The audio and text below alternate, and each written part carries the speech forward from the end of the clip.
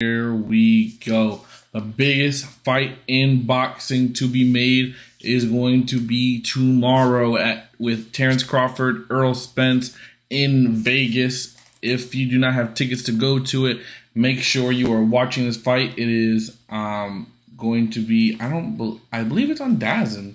I think that's who PBC is signed with. So make sure to stay.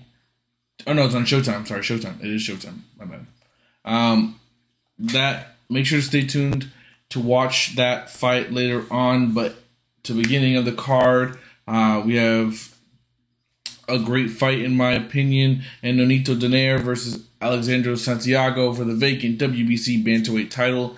Obviously, if you guys had seen earlier in the week, Inu absolutely destroyed Stephen Fulton in the boxing ring. He absolutely dominated him.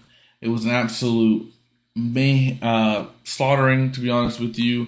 Watching that fight, I couldn't believe that Stephen Fulton got knocked out the way he did. I was confident that he was. I didn't have super confidence that he was going to win, but I did think he was going to win by decision. I thought he was going to pretty much do the Mayweather to Pacquiao effect, where he was going to outbox him and just dodge him as much as he could, because I knew Inu was just going to come at him with power and obviously faster hands. So I thought Stephen Fulton was going to easily do the one thing that he does really well, which is have great defense, have lots of head movement, move his body around to where Inu can't hit him, and then pick his shots, counterpunch him all day, and win a decision that way, because I knew there was no other way for him to win. But probably pretty much from the onset, Inu knew exactly what he was trying to do, Fulton was going to do, so he just stood aggressive to him and kept being aggressive and stayed on him. And honestly, it ended up being such a lopsided fight that I was shocked and stunned. Inu won by 8th round knockout. If you guys have watched boxing for a long time, that kid is special. He is going to be versing Taipei, who is who's a champion from the Philippines. He has the other two belts, the IBF and WBO, while Inu has WBA and WBC. So we're going to be seeing a big time fight there. Later on this year, they're going to be putting that fight on. And I believe if Inu does win, he'll be the first ever in the four belt division era to be two-time unified champions, to have all 4 belts. Something we've never seen before. So really awesome to see that. Errol Spence, Terrence Crawford, I believe is the same thing, where all the belts, I believe, are on the line in this one. So this is going to be super nice to see. Obviously, the Nonito Donaire Alexandre Santiago fight is going to be great, because Nonito Donaire always gives us the action-packed fight.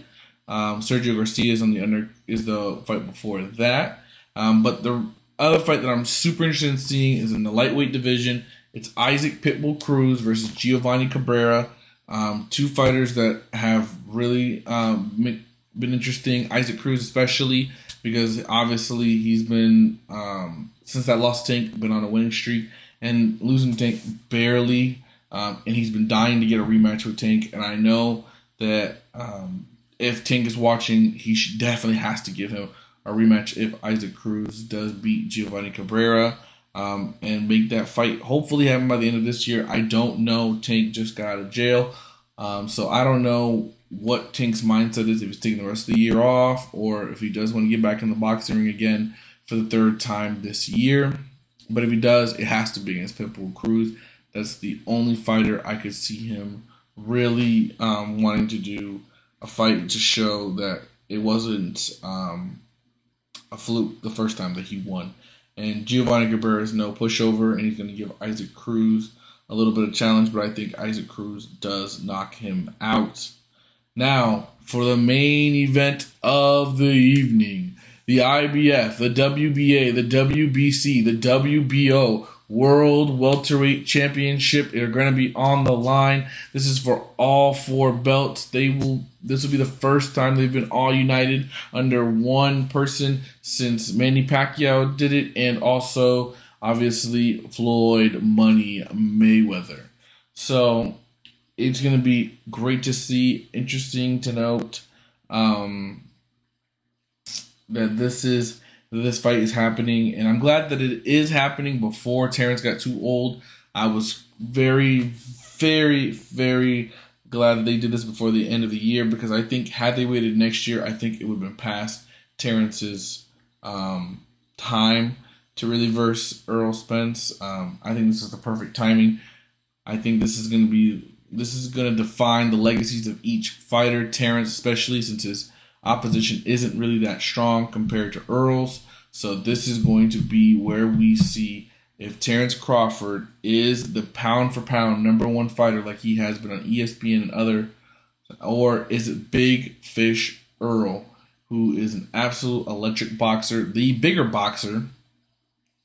Doesn't have the longer arms. That's given to Terrence Crawford, but he is the bigger fighter, and he's only an inch taller. But he's also they've KO'd about the same rate, 22 KOs out of 28 matches for Errol, and then for Terrence, it's 30 KOs in 39 matches.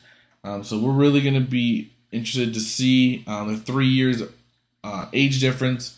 So they are relatively close in age, and this is going to be for, like I mentioned earlier, all 4 belts. This is going to be the fight to watch. This is the fight to see. Everybody has been hyping this fight up, waiting for tomorrow night in Las Vegas, Nevada. We are going to have ourselves the world greatest fight for the year, and all of boxing is going to be watching this fight. If you are happening to be doing something, please find a way to watch this. It's going to be at the T-Mobile Arena. This is already sold out. This is already booked up at all the bookies. So if you want to place bets at these different bookies. Make you some money. I'm letting you know now. I am actually going to be going with Errol the Spence Jr. I was not going to reveal it until today. I had made my decision earlier in the week. I had watched Errol and Crawford go on the Pivot podcast. I've seen the Showtime episodes, so this is leading up. This is the biggest fight in boxing. This is the one we wanted. The reason why I'm going with Errol by decision is because I do believe this will go the distance. But I do think Errol is just a little bit younger, and he's just going to be the stronger fighter. The bigger fighter, and wear Terrence down more. But hey, I am not surprised if Terrence does win. I will not be betting anybody on this fight because of how good both fighters are at the 147 weight division. They will both be moving up to 154 likely. If they were to after this fight, they're going to be both likely moving up to 154, with Errol likely to be then being able to move up to 160 at some point. So make sure to like, subscribe, and hit the notification bell. I will see you guys in the next one. Make sure to check out Errol Spence Jr. versus Terrence Crawford this Saturday. It's going to be starting, I believe, at 8 or 9 p.m. for the undercards. So please take a look. Also, Errol Spence is plus 120. Terrence Crawford is minus 150.